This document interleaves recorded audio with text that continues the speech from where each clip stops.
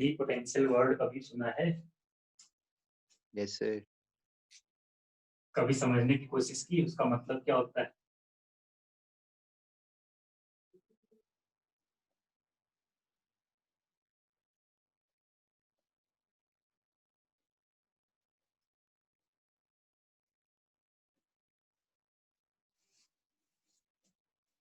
हम्म,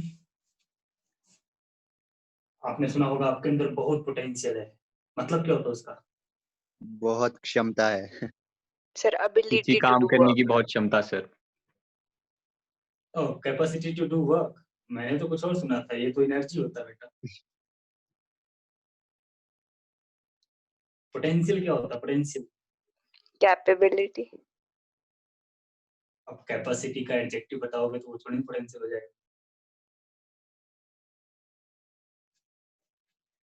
ability. Potential का मतलब होता है बेटा, पोटेंशियल देखो, पोटेंशियल एक क्वांटिटी होती है जो आपके वर्क डन से रिलेटेड होती है। सही बात है, वो आपसे आपके वर्क डन से रिलेटेड। बट अगर बोला जाता है कि आपका पोटेंशियल बहुत ज्यादा है रिगार्डिंग टू योर स्टडीज, तो इसका मतलब ये है कि work done per unit study आपकी बहुत ज्यादा है। अगर आपका पोटेंशियल ज्यादा है तो work done per unit study आपकी बहुत ज्यादा है। Work done per unit anything, that is potential. अगर आपकी पढ़ाई में पोटेंशियल आपका ज्यादा है, मतलब आपकी work done per unit study ज्यादा है। अगर आपका रनिंग में पोटेंशियल ज्यादा है तो मतलब work done per unit meter जो आप रन कर रहे हो वो ज्यादा है। ठीक है ना? तो पोटेंशियल जो होता है बेटा, कैपेसिटी तो एक डिफरेंट चीज हो गई। कैपेसिटी हो गया एनर्जी से रिलेटेड, ठीक है ना? कैपेसिटी हो गया एनर्जी से related. Work done to capacity to do work, that is energy, and work done per unit time, that is power. और अगर हम work done per unit time को छोड़ दें तो work done per unit another quantity, that is potential related to that quantity. ठीक है बेटा, आई बात समझ में? Yes, sir. तो आज हम लोग वही पोटेंशियल यहाँ पर डिस्कस करेंगे। अभी तक हम लोगों ने इलेक्ट्रिक फील्ड के बारे में पढ़ा। इलेक्ट्रिक फील्ड को पढ़ करके हमें क्या महसूस हुआ? हमें ये पता चला बेटा कि अगर मुझे इलेक्ट्रिक फील्ड का आइडिया है, if we know about the electric field we can find out the force. अगर मुझे पता है कि किसी पर्टिकुलर पॉइंट पर कितनी इलेक्ट्रिक फील्ड, तो मुझे ये भी पता होगा कि उस पॉइंट पर किसी चार्ज को रखने पर उसके ऊपर कितना फोर्स लगे। तो field is related to force, ठीक है? Similarly if you have an idea about the potential, अगर आपको पोटेंशियल का आइडिया है कि किसी पर्टिकुलर पॉइंट पर इतना पोटेंशियल है, तो आपको ये पता होगा कि what amount of work you have to do to bring any charge. If we are talking about the electric potential, how much work you are going to do to bring a charge from infinity to that point. Infinity से उस point तक किसी एक charge को move कराने के लिए आपने कितना वर्क डन किया। और ये पूरी इंफॉर्मेशन आपको मिल जाती है अगर आपको पोटेंशियल का आइडिया है तो। So electric field related to the force and electric potential related to the work done. Okay? Force का डिस्कशन हो चुका है, वर्क डन का डिस्कशन बाकी इलेक्ट्रोस्टैट्स। और अब हमारा टॉपिक वही कि how to find out the work done. जब हम चार्जेस को मूव कराएंगे, एक प्लेस से दूसरे प्लेस पर ले जाएंगे under the effect of some electric field, then we have to do some work. ठीक है? तो सबसे पहले मैं यहाँ पर, क्योंकि पोटेंशियल वर्क डन से रिलेटेड है, तो we will talk about the work. ठीक है? हम सबसे पहले यहाँ पर वर्क डन की ही बात करेंगे, बिकॉज हम इलेक्ट्रिक पोटेंशियल की बात कर रहे हैं। तो we will discuss how much work we are going to do to move a charge from one point to another point. एक चार्ज को एक पॉइंट से दूसरे पॉइंट तक मूव कराने के लिए कितना वर्क डन आपको करना पड़ेगा, ये हम कैसे कैलकुलेट कर पाएंगे। ठीक है? तो सबसे पहले मैं यही डिस्कस करूंगा पोटेंशियल पे थोड़ी देर से। ठीक है? हम क्या पढ़ने वाले बेटा? Work done to move a charge from one point to another। एक पॉइंट से दूसरे पॉइंट पर किसी चार्ज पार्टिकल को मूव कराने के लिए कितना वर्क डन करना पड़ेगा। And again I am talking about static field. ये ध्यान देना बेटा, बिकॉज हम लोग इलेक्ट्रोस्टैटिक की बात कर रहे हैं। So how much work you are going to do to move a charge from one point to another point in a static field। इसी static field में आप किसी चार्ज पार्टिकल को मूव कराओगे तो आपको कितना वर्क डन करना पड़ेगा, ठीक है। How to find it? So let us consider a static field anywhere in the space. Just suppose that this is the static field, ठीक है। अगर मैंने स्टैटिक फील्ड लाइंस को इस तरह से कुछ एक रिप्रेजेंट किया है, इसका मतलब क्या होता है बेटा? इसका मतलब ये है कि the field in the space is non uniform, है ना? क्योंकि अगर वो यूनिफॉर्म फील्ड होती तो all electric field line becomes parallel and equally distant, parallel होती और इक्वली स्पेस्ड होती बेटा, ठीक है ना, अगर यूनिफॉर्म इलेक्ट्रिक फील्ड होता। लेकिन यहाँ पर ऐसा नहीं है। The field lines are curve, they are closely spaced at this end, they are some at greater distance at this and.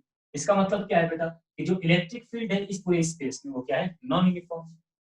अब आपके दिमाग में बात आती है कि how to find out the work done to bring that charge from point 1 to point 2।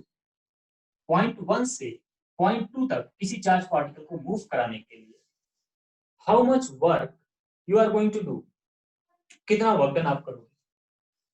सो और आप किसी भी रास्ते से इसको लेकर के जाओगे, मान लो हम एक कर्व पाथ पर चार्ज पार्टिकल को लेकर के मूव करने वाले कुछ इस तरह से।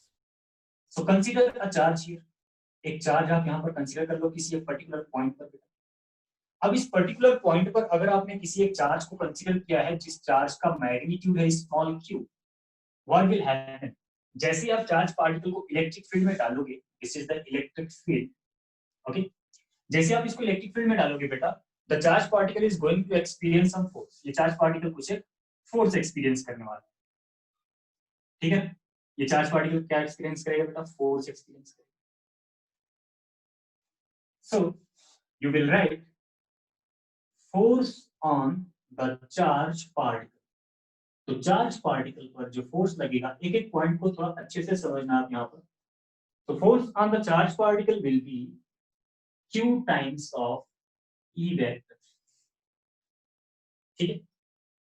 जैसे आप किसी चार्ज पार्टिकल को किसी इलेक्ट्रिक फील्ड के किसी पर्टिकुलर पॉइंट पर डालते हो, that charge particle will experience a force given as q times of e vector. ये बात आपने समझ ली है क्योंकि आप इलेक्ट्रिक फील्ड पढ़ चुके हो, राइट।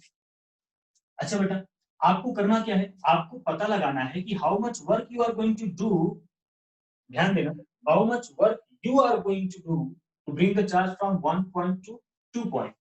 इस पॉइंट से दूसरे पॉइंट तक, एक पॉइंट से दूसरे पॉइंट तक चार्ज को मूव कराने के लिए आपको कितना वर्क डन करना पड़ेगा, ठीक है। और अब अगर मैं यहां पर लिखूं what is the force applied by the external agent, force applied by external agent means you, external agent. So you will say, हम पूरा स्टेटमेंट लिखते हैं, to move charge slowly, charge को स्लोली मूव कराना है। What is the meaning of the slowly movement बेटा? अगर आप चार्ज को स्लोली मूव करा रहे हो इसका मतलब क्या है?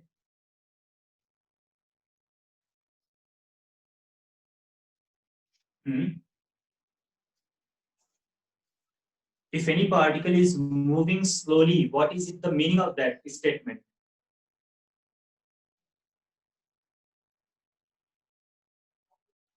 नहीं पता? No sir. बेटा कभी भी, चाहे वो मैकेनिक्स आप पढ़ रहे हो, 11th में आपकी बातें आई होंगी सामने, कभी भी किसी भी सिचुएशन में अगर आपको ये बोला जाए कि the particle is moving slowly, it means that without acceleration, without any acceleration, बिना किसी एक्सेलरेशन के चार्ज पार्टिकल या किसी भी ऑब्जेक्ट को मूव कराओगे आप, तो आप बोलोगे कि the charge particle is moving slowly. So because I am saying that you are going to find out the work done by you to move the charge from point 1 to 2 means work done by external agent. So if you want to find out the work done by the external agent to move the charge slowly, slowly means without any acceleration, ठीक है, without any acceleration, without any stress।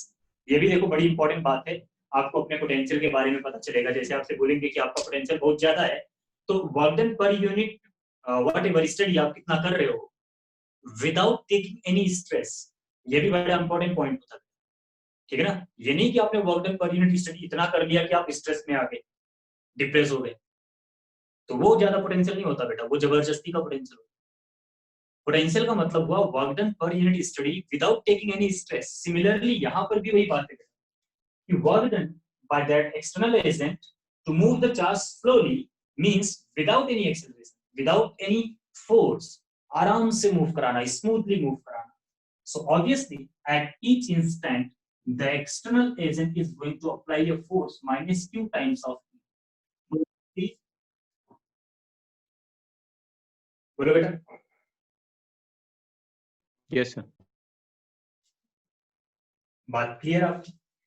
तो force on the charge particle जो electric field ने लगाया q into E, और आपको charge particle को slowly move कराना है means without any acceleration. It means that जितना फोर्स इलेक्ट्रिक फील्ड ने अप्लाई किया है उतना ही आपको भी अप्लाई करना है, but opposite direction. Eight each instant, her instant, her point पर, चाहे यहाँ पर देखो, चाहे यहाँ पर देखो, चाहे यहाँ पर देखो, किसी भी जगह पर आप निकालोगे ना, तो आपको क्या करना है बेटा, आपको उस जगह पर उतना ही फोर्स निकालना पड़ेगा, उतना ही फोर्स अप्लाई करना पड़ेगा। फॉर एग्जाम्पल, जैसे मान लो जिस स्टेप पर मैंने इस चार्ज पार्टिकल को बनाया है, ड्रॉ किया है, at that instant the force due to the electric field on that particle, force due to the electric field on that particle will be along the tangent, so something like this tangent going in this direction, nearly horizontal। तो मैं इसको draw करता हूँ बेटा।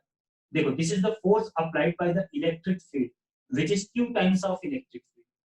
Now, external agent का काम क्या है बेटा? He has to apply the same force but in opposite direction, exactly opposite direction, means in this direction. External agent will apply the force in this direction. F vector is equals to minus q times of E vector.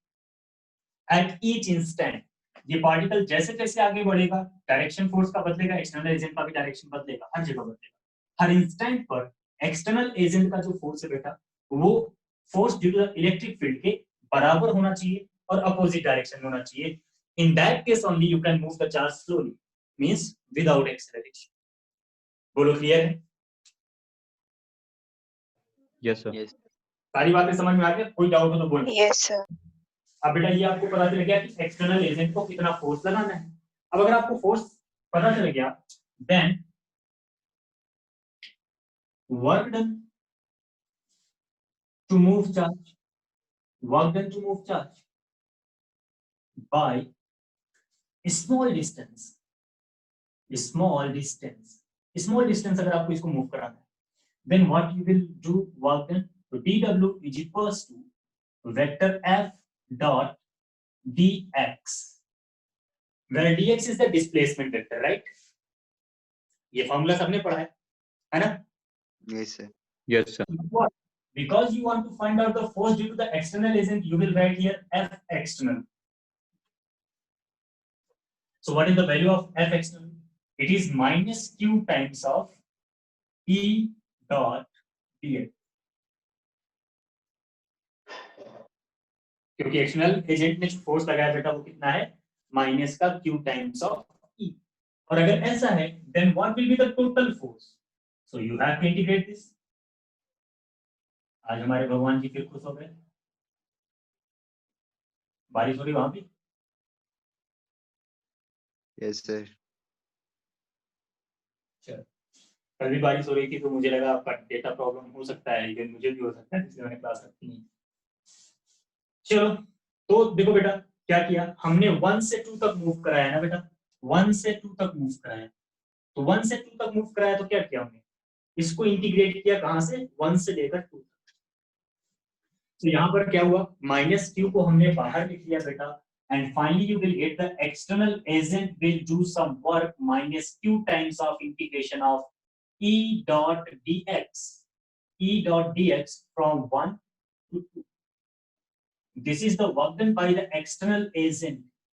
कुछ बात समझ में आई क्या? जी sir. So in any electric field, if you are going to move a charged particle from any point to another point, ठीक है, then work done by the external agent will be given as minus q times of integration of E dot dx. ये बात भूलना नहीं, आपको याद रखना है, minus q times, ठीक है ना, minus q times from 1 to 2. अब 1 to 2 से मेरा मतलब क्या है बेटा, because we are talking about the vector, right? We are talking about the vector. So what is the meaning of that? You will say, just suppose that the origin is here, ठीक है ना, the origin is, क्योंकि भाई जब आप vector की बात करते हो तो आपको एक ओरिजिन की जरूरत पड़ती है। आप आर्बिट्ररली कहीं पर भी ओरिजिन ले सकते हैं। मैंने यहाँ पर ओरिजिन ले लिया बेटा। अगर मैं इस ओरिजिन से पॉइंट 1 को ज्वाइन करूं, पॉइंट 1 को ओरिजिन से ज्वाइन कर देता हूं बेटा, तो this will be the position vector of the point 1 r1 vector. And similarly if you will join this point, point 2, then you will get the position vector of the point r2. Finally, जब आप इसको integrate करोगे, what you will get? You will get the displacement vector. This one. You will get the displacement vector. Whatever path you are going to follow, that doesn't matter. आपको क्या मिलेगा बेटा? Displacement vector मिलेगा। और ये displacement vector क्या आएगा बेटा? मान लो ये displacement vector है r vector. Then you will write it is r2 vector minus r1 vector. बोलो सिचुएशन समझ में आ रही कुछ? जी sir. So this is the Yes, limit. sir. Limit. हाँ बेटा? नहीं सर, मैं यस सर बोला था। Okay. So the limit will be r1 vector to r2 vector. यहाँ जो मैंने 1 से 2 लिखा है बेटा, इसको आप क्या लिखोगे? r1 vector to r2 vector, जब तक ये वेक्टर के फॉर्म में। बोलो बात समझ में आई? Yes sir. ठीक है ना? So this is the work done. How an external agent is going to do some work done to move a charge from point 1 to another. और इसमें सबसे important बात आपको क्या समझ में आई बेटा?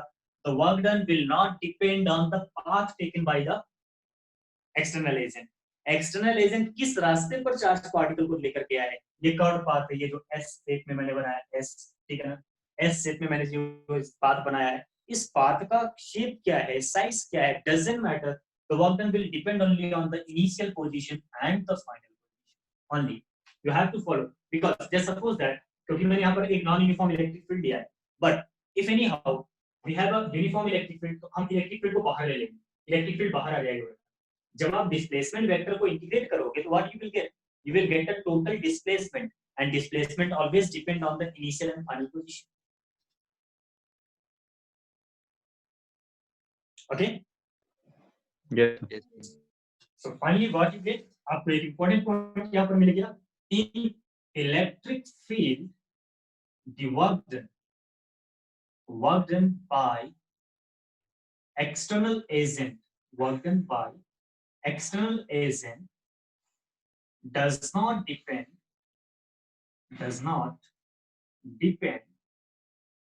on the path followed,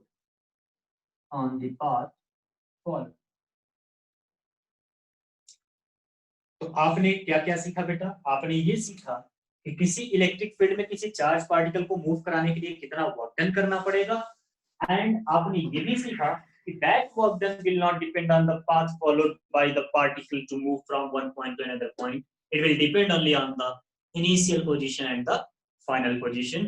Hope that आपको समझ में आ गया। Got it बेटा?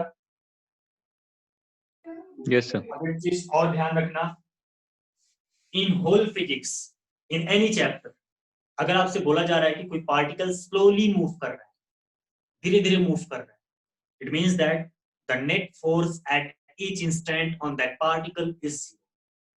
The particle moving under zero acceleration, right? कुछ बात समझ आ रही? Yes sir. So the total work done on that particle will be,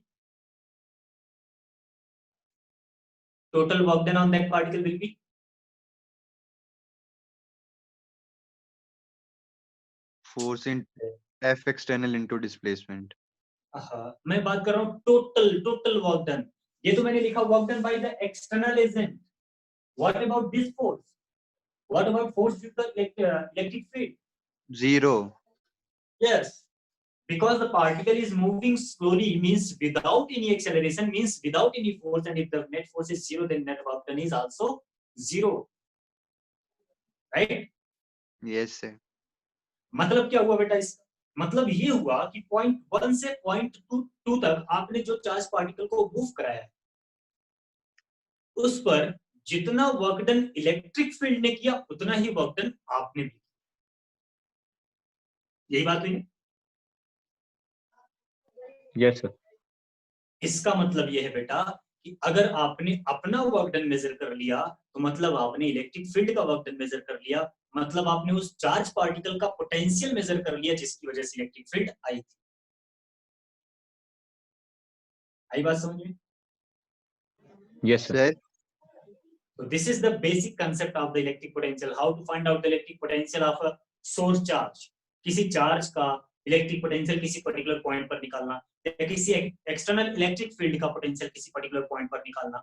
So what you have to do? You just have to find out the work done by you to move the charge from one point to another point, and that work done will ultimately equal to the work done by that electric field. So if you can measure your potential, then you can tell the potential of that source charge also. अगर आपका potential positive आया तो उसका negative आएगा, उसका negative आया उसका positive आया तो आपका नेगेटिव, अपोजिट साइन, बस इतना सा फर्क है. So hope that you get it. Sir एक क्वेश्चन था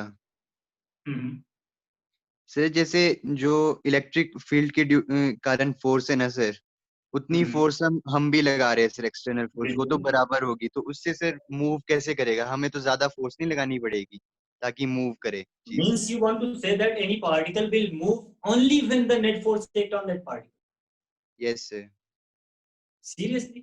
नो सर, मीन्स कि अप्लाइड फोर्स ज्यादा होनी चाहिए सर. Applied force ज्यादा होनी चाहिए? नहीं बेटा, ऐसा नहीं है.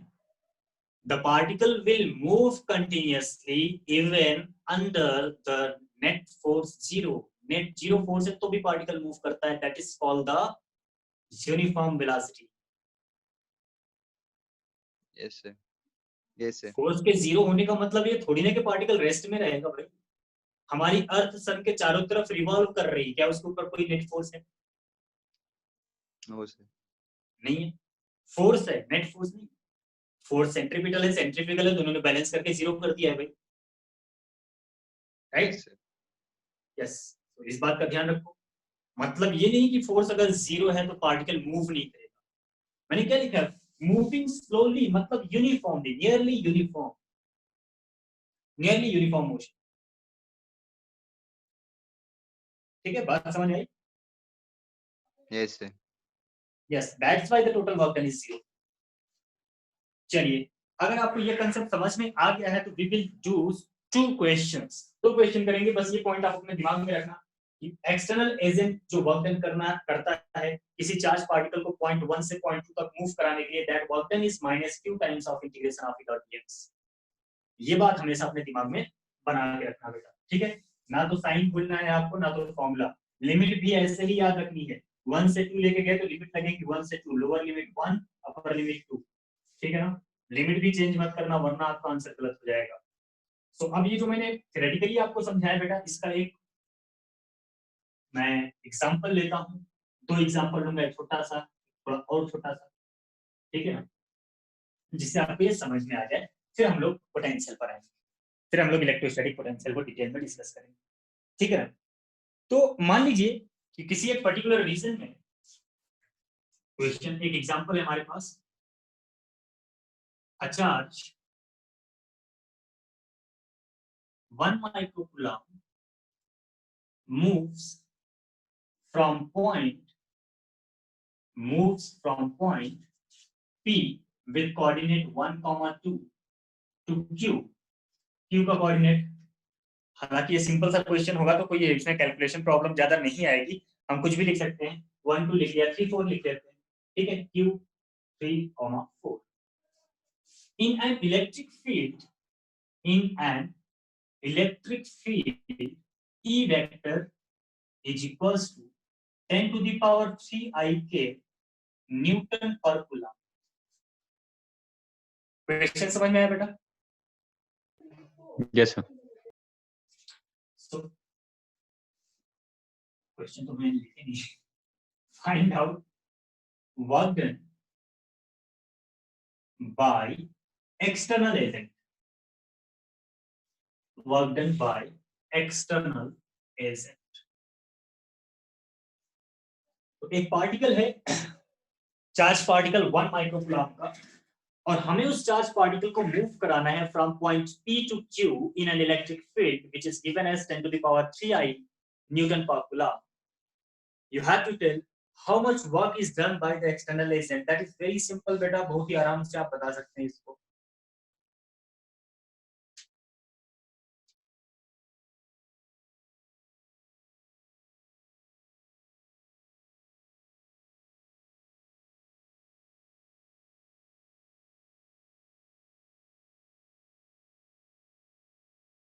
देखो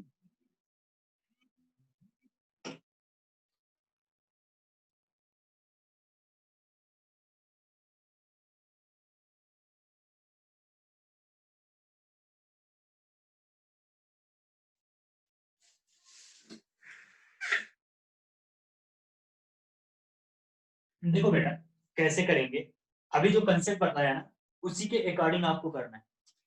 मैंने आपको कंसेप्ट क्या बताया, W is equals to minus Q times of integration of E dot dx। इसको dx को मैं अभी यहाँ पर dr लेता हूँ बेटा, क्योंकि हमें कोऑर्डिनेट्स दिए गए हैं x and y। E dot dr from point 1 to point 2, this was the work done by the external agent। अभी पढ़ाया मैंने आपको ये, है ना। अब देखो बेटा आपको यहाँ पर गिवन क्या क्या है, सुन रहे हो ना। Yes, sir. आपको यहाँ पर देखो गिवन क्या क्या है बेटा, गिवन है Q की वैल्यू 1 माइक्रोकूलम मतलब 10 to the power -6। Integration from where to where, from 1,2 to 3,4। देखो it's all about the representation in the mathematics. Conceptually समझोगे तो कुछ भी टिपिकल नहीं है, ऐसे समझोगे मैथमेटिक्स। जैसे अभी मैं आपसे लिख दूं, मैं यहाँ पर लिख दूं लिमिट लगा दिया 1,2 से लेकर के 3,4, ठीक है ना, ऐसे लिमिट लगा दिया मैंने। तो देखकर लग रहा होगा ये पता नहीं क्या है भाई, ये कुछ नहीं है, बस ये है कि x की लिमिट 1 से 3 है और y की लिमिट 2 से 4 है, दोनों को एक साथ लिख दिया है बस, ठीक है ना, दोनों को एक साथ लिख दिया। अब इलेक्ट्रिक फील्ड कितना था बेटा, इलेक्ट्रिक फील्ड था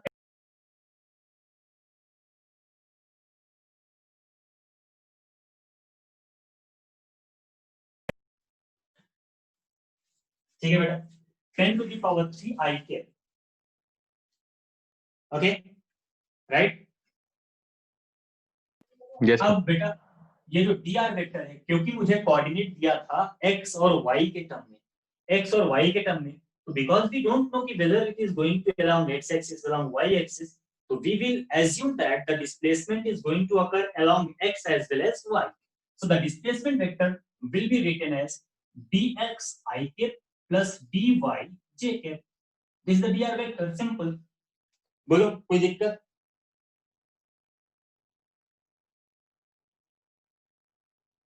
कोई दिक्कत। No sir. तभी आवाज में बोलोगे तो कैसे हमें पता चलेगा। देखो बेटा मान लो ये हमारी x एक्सिस है, ये हमारी y एक्सिस है, ठीक है ना। अब कोई एक पार्टिकल जो है ये पॉइंट A से पॉइंट B पर चला जाता है, पॉइंट A से पॉइंट B पर, टू डायमेंशनल मूवमेंट है बेटा, x के अलाउंग भी y के अलाउंग भी, और ये हो जाता है बेटा dr वेक्टर। तो कैसे लिखोगे आप dr वेक्टर, आप ये देखो x के अलाउंग कितना डिस्प्लेसमेंट हुआ, y के अलाउंग कितना, अगर ये dx हुआ ये dy हुआ, तो obviously dr vector will be given as dx I के प्लस dy j के। बोलो लिखा कि नहीं। Yes, sir. तो वही तो लिखा मैंने यहाँ पर dr वेक्टर डिस्प्लेसमेंट। हमें नहीं पता था ना कि वो x के अलाउंग जा रहा है y के अलाउंग जा रहा है, एक्चुअली हमें पता है। आपका जो अटेम्प्ट करने का तरीका है वो अलग है, क्योंकि आपको यहाँ पर दिया गया था कि आई के मतलब इलेक्ट्रिक फील्ड के x के अलाउंग है, तो आप केवल x वाला कंपोनेंट लेते, y वाला नहीं लेते, लिमिट लगाते 1 से 3, आप लिखते 10 to the power 3 dot dx और इंटीग्रेट करके आंसर निकाल देते, बट उसमें कुछ पॉइंट्स मिसिंग रह जाते। इसलिए मैंने क्या किया बेटा, पूरा एक स्टेप बाय स्टेप आपको बता रहा हूँ कि कैसे करना होता है। अगर 2 डायमेंशन आ जाए 3 डायमेंशन आ जाए तो भी कोई दिक्कत वाली बात नहीं होती, ठीक है ना। The displacement, small displacement will be given as dx I cap plus dy j cap because the particle moving along the 2 dimensions, ठीक। So that's why जहां हमें जरूरत पड़ेगी x वाले इंटीग्रेशन में 1 और 3 रखेंगे और y वाले इंटीग्रेशन में ये रखेंगे अगर आया। अब चलो इसको सॉल्व करते बेटा, -10 to the power -6, लिमिट यही है। देखो अभी मैंने लिमिट यहाँ पर ऐसे लगाई है, I can also write this limit as I cap plus 2j cap। मैं इस लिमिट को ऐसे लिख सकता हूँ बेटा, I cap plus 2j cap, ठीक है। सिर्फ लिखने भर की बातें हैं, बाकी और कुछ नहीं है। बाकी दिखने में थोड़ा सा डरावना लग सकता है क्योंकि फर्स्ट टाइम है, but that is very simple, ठीक है ना। क्योंकि हमें 1,2 3,4 दिया तो हमें पोजीशन वेक्टर ही तो दिया है भाई, है ना। और because we are writing it vector form, तो हम इसको वेक्टर के फॉर्म में भी लिख सकते हैं, हालांकि इसकी जरूरत नहीं पड़ेगी, ठीक है ना। तो मैं इसको अभी वही लिखता हूँ बेटा, 1 से 3 और 2 से 4, सॉरी 1 2 एंड 3 4। अब बेटा देखो i का i के साथ प्रोडक्ट लोगे आपको मिलेगा 10 to the power 3 dot dx, i का j के साथ में लोगे बेटा क्या हो जाएगा 0। बोलो समझ आया? Yes, sir. So now because there is no any variation along the y-axis, so you can remove the limit along y-axis. जो y-axis का लिमिट है बेटा आप उसको हटा दो, मतलब फाइनली आपको लिमिट क्या मिलती है बेटा 1 से 3, और डायरेक्टली आप इसी स्टेप पर आते हो जब भी आप नॉर्मल क्वेश्चन करते हैं, है ना? बट एक्चुअली पीछे ये बातें छिपी हुई है। तो 10 to the power 3 और dx आ गई बेटा। अब 10 to the power 3 कांस्टेंट है, बाहर ले लो, ये बच जाएगा -10 to the power -3, and now the integration of dx will be x, right? And limit 1 to 3 you will get -2 into 10 to the power -3 joule. बोलो समझ आया? Yes, sir. Everybody got it? किसी को कोई doubt? No. So our next question is next example work done से ही related बेटा। मान लीजिए ये हमारी x एक्सिस है, ये हमारी y एक्सिस है, and we are going to move a particle from the origin to the point A, and then point A to point B, okay, and then point B to point O। ठीक है बेटा, कुछ इस तरह से आप जो है चार्ज पार्टिकल को मूव करा रहे हो B से, ठीक है बेटा। आपने एक चार्ज पार्टिकल उठाया और उस चार्ज पार्टिकल को O से A तक मूव कराया, A से B तक मूव कराया, फिर B से वापस O पर आ गए बेटा। अब इस पूरे रीजन में इलेक्ट्रिक फील्ड एग्जिस्ट कर रही बेटा, and that electric field is given as, इसमें थोड़ा सा मैथमेटिक्स लगेगा, थोड़ा ध्यान देना इसको, ठीक है ना, सॉल्व करते वक्त। तो यहाँ पर आपको दिया गया है electric field exist here x plus 2y I k plus 2x, ठीक है बेटा। एक इलेक्ट्रिक फील्ड एग्जिस्ट कर रही है, this is two dimensional electric field because there is the x component as well as y component, दोनों component है, two dimensional field है बेटा। अब आपको चार्ज पार्टिकल को O से A से B, B से O मूव कराना है। Suppose that the charge particle which you are going to move it is 10 microcoulomb, -10 microcoulomb, ध्यान देना -10 microcoulomb, ठीक है ना। चार्ज पार्टिकल कितना है बेटा? -10 माइक्रोकूलम। -10 माइक्रोकूलम चार्ज को आप O से A से B और यहाँ पर लेकर के जा रहे हो, एंड द कोऑर्डिनेट्स, ओरिजिन आपको पता है 0,0, A का कोऑर्डिनेट मान लो 2,0 बेटा, और B का कोऑर्डिनेट है 2,2, ठीक है ना। So you have to find out the work done, आपको बताना है बेटा work done from O to A कितना आएगा, work done from A to B कितना आएगा, work done from B to A कितना आएगा, टोटल वर्क डन कितना आएगा, ठीक है, by external agent, also by electric field. What is the work done by the external agent and by the electric field? Simple question. ज्यादा क्या करना, देखो कैसे करना है, एक एक मैं यहाँ पर करता जाऊंगा और आप समझते जाना कि मैं कैसे कर रहा हूँ, ठीक है। सबसे पहले हम यहाँ पर बात कर रहे हैं बेटा work done to bring the charge from O to A, O से A तक के लिए हमें कितना वर्क डन करना पड़ेगा। तो इसके लिए बेटा सबसे पहले हम अपना फॉर्मूला लिखते हैं जो भी हमने पढ़ा है। You will write W O to A will be equal to minus times of Q। अच्छा बेटा आपका पॉजिटिव आया था या नेगेटिव आया था वर्क डन? पॉजिटिव। ठीक, माइनस Q इंटीग्रेशन फ्रॉम, आप कहां से कहां ले जा रहे हो बेटा? O से A ले जा रहे हो, तो मैं यहाँ पर लिखता हूँ O to A लिख देता हूँ सबसे पहले, और E dot dr, this is our formula, ठीक है बेटा। अब क्या करना है, अब आपको रखना है वैल्यू, तो minus minus plus 10 into 10 to the power -6, this is the charge, क्योंकि चार्ज नेगेटिव था बेटा, माइनस पहले था, माइनस माइनस प्लस हो गया, and the limit when you will put the limit, coordinate of O it is 0,0, coordinate of A it is 2,0, ठीक है बेटा। What is electric field, right down the electric field as it is, जैसा आपको question में given है, x plus 2y I cap plus 2x j cap, ठीक है बेटा। अब यहाँ पर देखो इस चार्ज पार्टिकल को आप लेकर के मूव कर रहे हैं, और मूव कर रहे हैं किधर? x के along, so small displacement dx I cap। बोलो यहाँ तक समझ में आ गया? Yes sir. अब देखो डॉट प्रोडक्ट निकालना आपको आता ही आता है, तो आप इसको लिखो 10 to the power -5 and limit what you have to put here, limit आपको पुट करना है 0,0 to 2, 0 एंड डॉट प्रोडक्ट जब आप लोगे तो i का i के साथ मल्टीप्लिकेशन होगा, जी वाला कंपोनेंट 0 हो जाएगा, you will get x plus 2y dot dx. So this is the final according to physics concept. हमने ये लिख लिया बेटा. अब हमें इसको करना है इंटीग्रेट.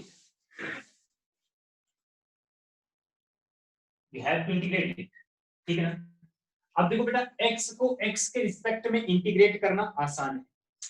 x को x के रिस्पेक्ट में इंटीग्रेट करना आसान है, लेकिन y को x के रिस्पेक्ट में कैसे इंटीग्रेट करेंगे? इसके लिए आपको y का एक इक्वेशन चाहिए x के टर्म में.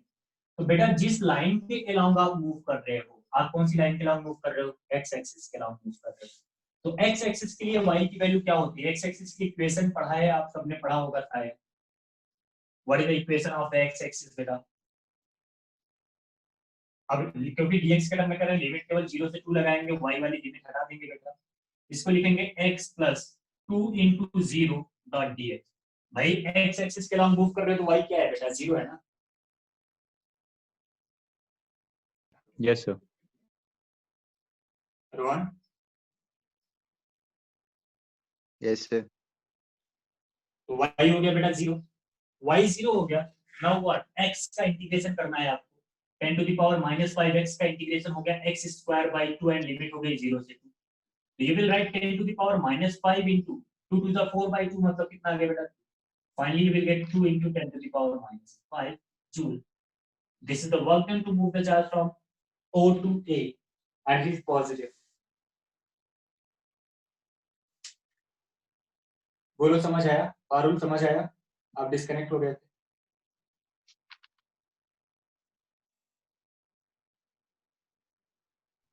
सर मेरे को तो क्वेश्चन ही पता नहीं चला, बस लिखा है। कब डिस्कनेक्ट हुए थे? ये जो मैंने पूरा एक्सप्लेन किया है आपने नहीं देखा? No sir. ओके, देखो मैंने यहाँ पर क्या एक्सप्लेन किया है. मैंने यहाँ पर बेटा जब हम एडी के लिए निकालेंगे सबसे पहले हम फॉर्मूला लिखेंगे w ad equals to -q. a से b तक लेके जा रहे हैं, a से b लिमिट लगाएंगे, e बार p आ जाएगा. अब यहाँ पर देखो बेटा, put the values again. You will get here 10 to the power 5 plus 1 integration from a to b. अब a to b मैं लिमिट बाद में लगाऊंगा बेटा, ठीक है ना, अकॉर्डिंगली. ठीक है, तो a to b हमने यहाँ पर लिमिट लगा दिया. इलेक्ट्रिक फील्ड हो गया बेटा कितना? x plus 2y I के. वेट अ सेकंड बेटा.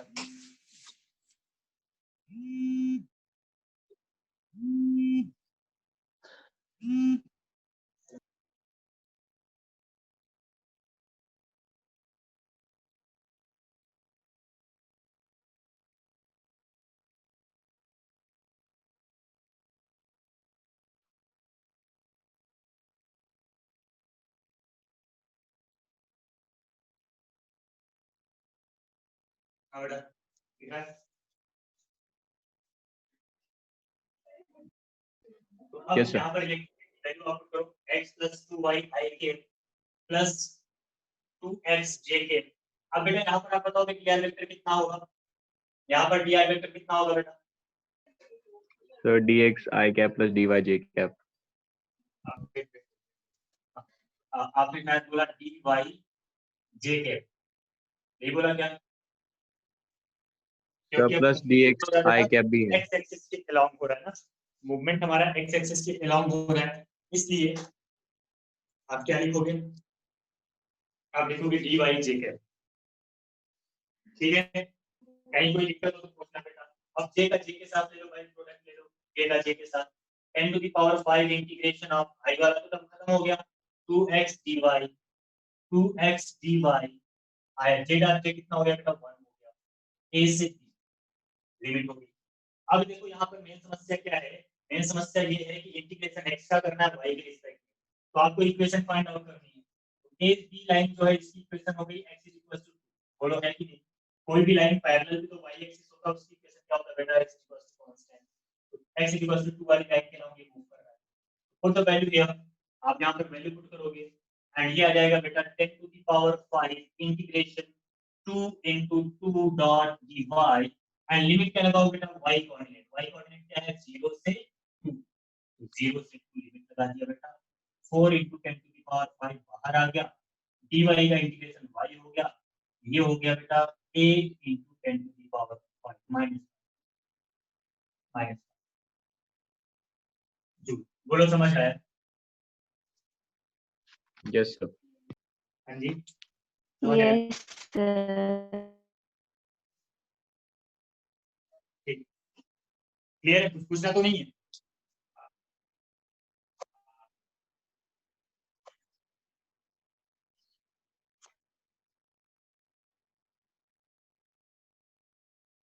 कुछ पूछना तो नहीं है बेटा? No sir. No, sir. Yes, sir. Particle हमारा O से मूवमेंट करना स्टार्ट किया, वापस O पर आ गया, तो क्या हो जाएगा, total work done 0। We will write WOA plus WAB plus WBO is equal to 0। ये दो निकाल चुके हो, वो निकल जाएगा। बोलो yes sir. Yes, sir. Okay, got it?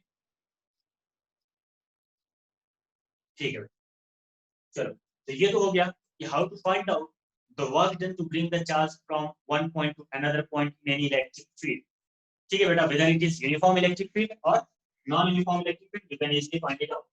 ठीक है ना? एंड वन मोर थिंग आपने यहाँ पर देख लिया कि जो वर्क डन है, work done does not depend on the path taken by the particle, right?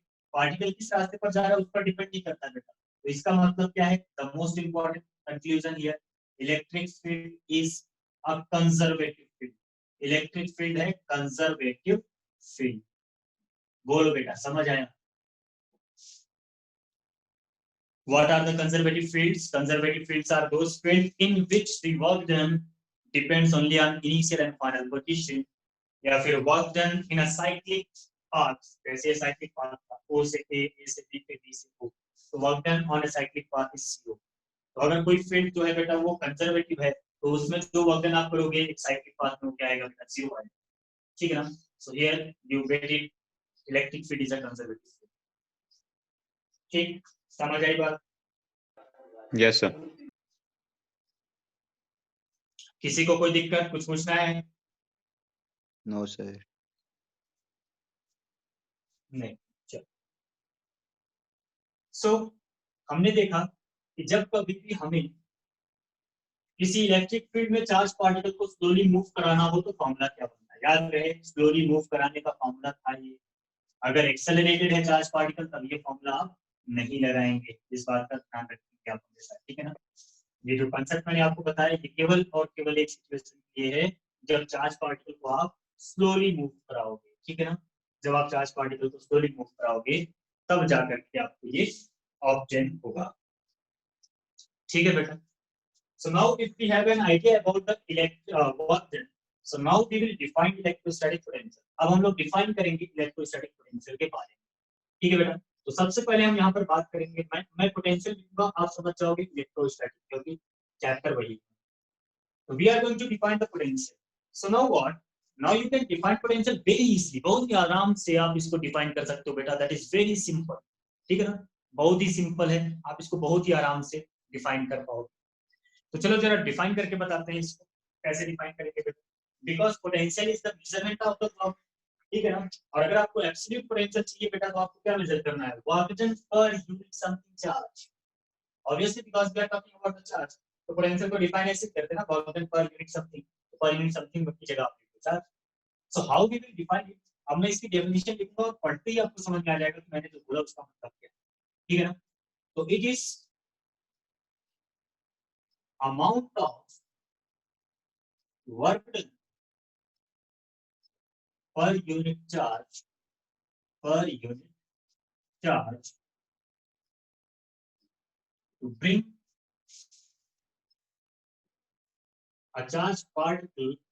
bring a charge particle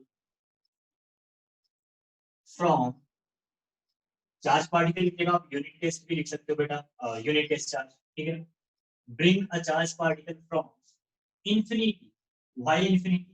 As potential at that point is 0, from infinity to a point from infinity to a point where we want to find out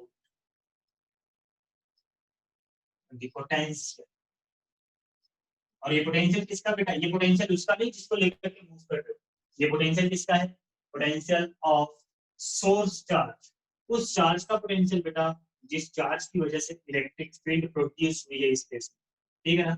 ये कतई उसका potential नहीं होगा जिस charge particle को लेकर आप move कर रहे हो, ठीक है ना? तो जो डेफिनेशन लिखी बोलो समझ में आया? कुछ मिसिंग है क्या डेफिनेशन में? हाँ जी, नो सर। क्यों भाई, कुछ मिसिंग है क्या?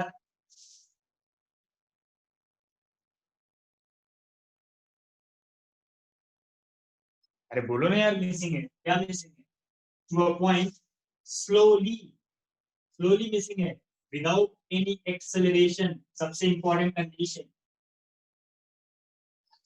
it is the amount of work done per unit charge to bring a charged particle from infinity to a point slowly. Infinity से किसी पर्टिकुलर पॉइंट तक किसी चार्ज पार्टिकल को मूव कराना है, धीरे धीरे स्लोली मूव कराना है, means without any acceleration move कराना है, then work done per unit charge at that point will be equal to the potential of the source charge. So why we have been considered here infinity? मैंने यहाँ पर infinity क्यों consider किया बेटा?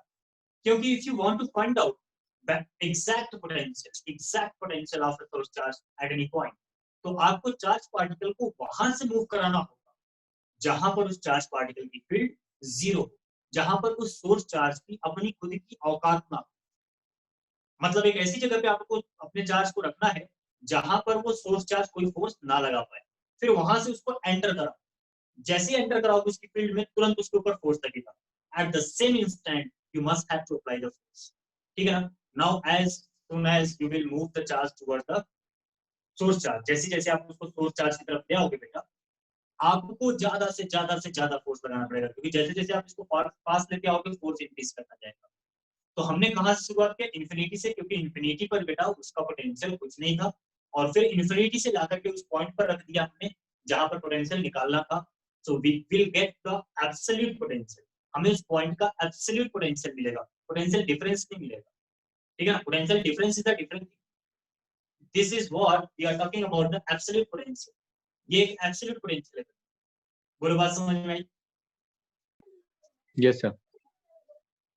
कुछ पूछना तो नहीं है? No sir. So mathematically what I am going to write here, mathematically I will write, क्योंकि हम इस चार्ज पार्टिकल को कहां से लेके आ रहे हैं बेटा? इंफिनिटी से लेकर के आ रहे हैं, इस चार्ज पार्टिकल को हम लेकर के आ रहे हैं इंफिनिटी से। So what we will write, हमें इसको लिखना क्या होगा बेटा? पोटेंशियल डिफरेंस किसके बीच का हुआ बेटा? आपको मिल गया Vp माइनस V इंफिनिटी। क्या मिला बेटा आपको? क्योंकि आप कहां से चार्ज को लेकर के मूव कर रहे हो बेटा? इंफिनिटी।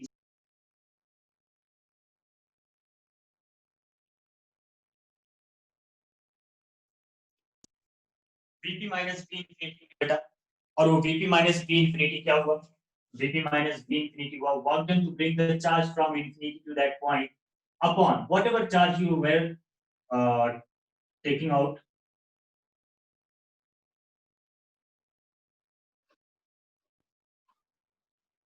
ठीक है, क्या हो जाएगा बेटा? W infinity to P upon Q naught. So in short term you can also write then dW from infinity to P upon dQ. ठीक है बेटा? So this is the potential difference between the point P and infinity. As V infinity is 0, that's why you can write down this is the value of potential at P. I hope that आपको समझ में आया mathematical definition बेटा, ठीक है? Yes sir. Yes sir. Good.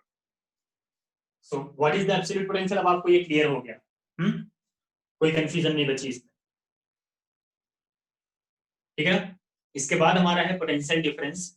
So let's discuss it in the next class, ठीक है? कल मैं आपकी एक्स्ट्रा क्लास रखूंगा बेटा, वो जिन लोगों का छूटा हुआ है, ठीक है? आज तो नहीं रख पाऊंगा, कल रखूंगा, टाइमिंग मैं आपको बता दूंगा, ग्रुप पे मैसेज कर दूंगा, ठीक है? Yes, sir. ठीक है बेटा, थोड़ा Yes, sir. एप्लीकेशन का काम है, फोन पे फोन आ रहा है, सो Thank you, sir. ठीक है, thank you Thank you, sir. Thank you बेटा।